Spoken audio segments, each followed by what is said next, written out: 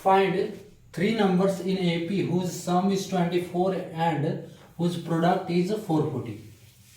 Hello dears, topic है sequence series class 11. ठीक है, अलजेब्रा से ये क्या करना है कि तीन को नंबर फाइंड करना है जो एपी में है. ठीक है, और उसका सम है, उस नंबर का सम है 24 और उसका प्रोडक्ट यानी कि उसका गुणनफल जो है 440 है, 440. तो हम क्या करेंगे, पहले जो थ्री नंबर्स ऑफ एपी है वो मानेंगे. तो थ्री नंबर्स ऑफ एपी, देखो किसी भी नंबर को फाइंड करने के लिए एपी के लिए फॉर्मूला क्या है, N equals to A plus N minus one into D. ये फॉर्मूला है जहां पे ए क्या है, फर्स्ट टर्म, एन है नंबर ऑफ टर्म्स और डी है कॉमन डिफरेंस. हम क्या करते हैं, तीन को टर्म मानेंगे एपी का. ठीक है, थ्री नंबर ऑफ टर्म्स. तो अगर हम देखें तो तीन को नंबर हम मानते हैं let three number B, three number. अब नंबर हम क्या मानेंगे, नंबर बी. तो फर्स्ट टर्म एपी का क्या होता है, ए. ठीक है, second term A plus D और थर्ड टर्म होगा A plus two D, A plus two D. ये होता है. लेकिन और ये नंबर आया कहां से, यहां से आया, इस फॉर्मूला से आया. ठीक है, इस फॉर्मूला से ये सब नंबर आया. कैसे आया वो हम बता भी चुके हैं. देखो इसमें अगर हम एन है तो वन, एक एन की जगह पे वन पुट करेंगे तो ये सब, देखो एन की जगह पे वन पुट करेंगे तो एन की जगह पे यहाँ वन होगा, वन माइनस वन जीरो, यानी ये पूरा टर्म जीरो. तो ए वन इक्वल्स टू कितना आया, ए. उसी तरह ए टू आएगा ए प्लस डी, ए थ्री आएगा ए प्लस टू डी. ठीक है, लेकिन हम इसे नहीं मानेंगे, हम मानेंगे थ्री कन्वीनियंट टर्म. ठीक है, कन्वीनियंट यानी कि जो सुविधा हो एपी के लिए. ठीक है, वो टर्म मानेंगे. कन्वीनियंट क्यों मानेंगे, क्योंकि यहाँ पे दो वेरिएबल्स हैं.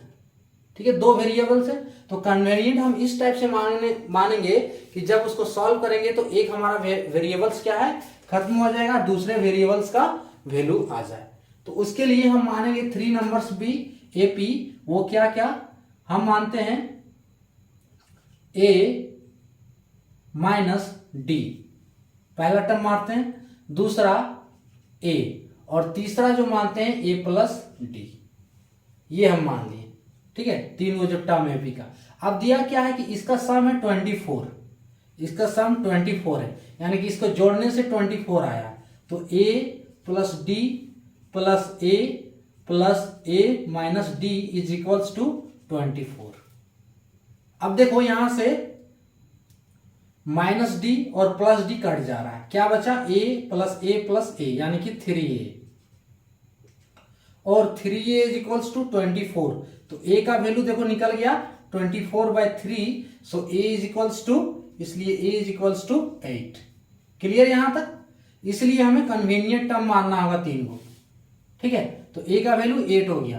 अब हम दूसरा क्या दिया है कि इसका प्रोडक्ट है वो 440 है. प्रोडक्ट क्या है, 440.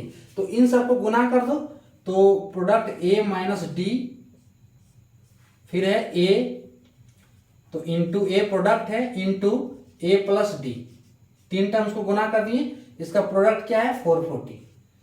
यहां से हम a का वैल्यू डाल देते हैं तो 8 माइनस डी होगा इंटू 8 प्लस डी होगा, 8 plus D is equals to 440. 8 को हम यहां क्या करते हैं, 8 को हम आरएचएस में ले आते हैं. तो आरएचएस में ले आएंगे तो 440 से डिवाइड हो जाएगा. सो बचेगा 8 minus D into 8 plus D is equals to 440 divide 8. कटेगा ये, देखो किस, हाँ पूरी तरह से कट जाएगा. क्या होगा, 8 पचे 40 और 8 पचे 40 इज इक्वल्स टू 55. अब देखो यहां से 8 minus D into 8 plus D, ये किस फॉर्म में है, ए प्लस बी का, ए माइनस बी का होल इंटू ए प्लस बी का होल. और इसका फॉर्मूला क्या होता है, देखो यहां लिख दे रहे हैं, ए प्लस बी का होल इंटू ए माइनस बी का होल हो. तो इसका फॉर्मूला आता है ए स्क्वायर माइनस बी स्क्वायर. ये हमको बताने की जरूरत नहीं है, ये बेसिक है. ठीक है, ये फॉर्मूला हमें बताने की जरूरत नहीं थी, हम लिख दिए फिर भी। सो 8 का स्क्वायर कितना हो जाएगा 64, ठीक है, ए स्क्वायर, तो 64, 8 का स्क्वायर क्या हो गया 64 minus D square is equals to 55, ठीक है। अब डी स्क्वायर को हम अकेले करेंगे तो क्या होगा 64 माइनस 55, 64 माइनस 55, इसको घटाने से कितना आएगा 14 में 5 गया 9 और एक खत्म हो गया। सो डी स्क्वायर का वैल्यू 9 हो गया, तो D equals two plus minus 3 होगा, यानी कि डी का वैल्यू वो क्या आया डी इक्वल्स टू प्लस 3 और डी इक्वल्स टू माइनस 3। अब हम तीनों टर्म निकाल सकते हैं, तो तीनों टर्म निकालेंगे, एक बार हम d को प्लस में लेंगे, एक बार d को माइनस में लेते हैं। सो एक बार हम a इक्वल्स टू 8 है और d इक्वल्स टू ले रहे हैं प्लस 3, तो क्या क्या टर्म निकलेगा, a के जगह पे पहला टर्म होगा 8, ठीक है, नहीं ये नहीं है, ये वाला है ना a माइनस डी है, तो a minus D is equals to क्या निकलेगा, a के जगह पे 8 और माइनस 3, पहला टर्म 5 है ना, एक टर्म 5 निकला, दूसरा है a, तो a बराबर सिर्फ हो जाएगा 8, तीसरा है a प्लस डी, ठीक है, तो 8 प्लस 3 इज इक्वल्स टू 11, यानी कि AP का 3 गो टर्म जो निकला वो निकला 5, 8, 11, ठीक है, ये निकल गया, आंसर आपका ये हो गया। दूसरा अगर माइनस 3 लेते हैं तो माइनस 3 लेंगे तो a इज इक्वल्स टू 8 और d इक्वल्स टू माइनस 3, तो a plus a minus D का वैल्यू क्या होगा, a बराबर 8 और minus D minus minus 3 is equals to 8 plus 3 is equals to 11। दूसरा टर्म है a इक्वल्स टू 8 ही होगा और a plus D is equals to 8 plus minus 3, तो 8 माइनस 3 हो जाएगा इज इक्वल्स टू 5, यानी कि 3 गो टर्म जो आया 11, 8, 5, ठीक है।